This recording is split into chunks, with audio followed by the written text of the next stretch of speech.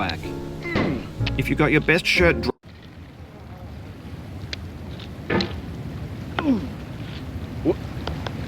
there's no feeling more intense than starting over. If you deleted your homework the day before it was due, as I have, or if you left your wallet at home and you have to go back after spending an hour in the commute. If you won some money at the casino and then put all your winnings on red but it came up black. If you got your best shirt dry cleaned before a wedding and then immediately dropped food on it. If you won an argument with a friend and then later discovered that they just returned to their original view. Starting over is harder than starting up. If you're not ready for that, like if you've already had a bad day, then what you're about to go through might be too much. Feel free to go away and come back. I'll be here.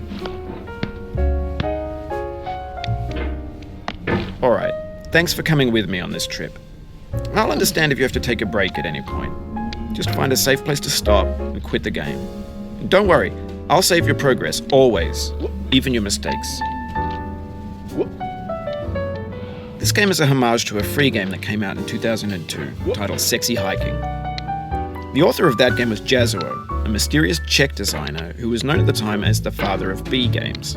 And B games are rough assemblages of found objects. Designers slap them together very quickly and freely, and they're often too rough and unfriendly to gain much of a following. They're built more for the joy of building them than as polished products. In a certain way, Sexy Hiking is the perfect embodiment of a B game. It's built almost entirely out of found and recycled parts, and it's one of the most unusual and unfriendly games of its time. In it, your task is simply to drag yourself up a mountain with a hammer. And that act of climbing, in the digital world or in real life, has certain essential properties that give the game its flavor. No amount of forward progress is guaranteed. Some cliffs are too sheer or too slippery. And the player is constantly, unremittingly in danger of falling and losing everything.